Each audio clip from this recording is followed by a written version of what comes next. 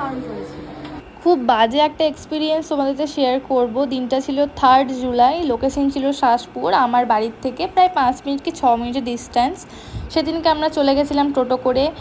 আমরা ভুল লোকেশনে নেমে গেছিলাম, ব্রাইডের বাড়ি দুটো বিয়ে বাড়ি থাকায় বুঝতে না পেরে আমরা ভুল জায়গায় নেমে গেছিলাম। তো অনেকটা দূরেই নেমে গেছিলাম, হাঁটতে হাঁটতে কষ্ট করে যাচ্ছি, কারণ টোটো আমরা ছেড়ে দিয়েছিলাম যেহেতু। তো অনেক কষ্ট করে হাঁটতে হাঁটতে গিয়ে অবশেষে অনেকক্ষণ পর আমরা ব্রাইডের লোকেশন খুঁজে পাই।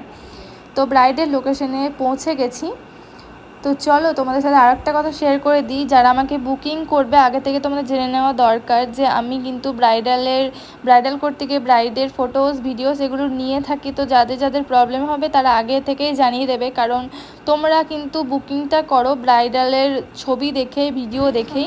তো চলো শুনে নিই আজকে আমার ব্রাইড কীরকম লুক চায়। তোমাদের যেরকম ভালো লাগবে।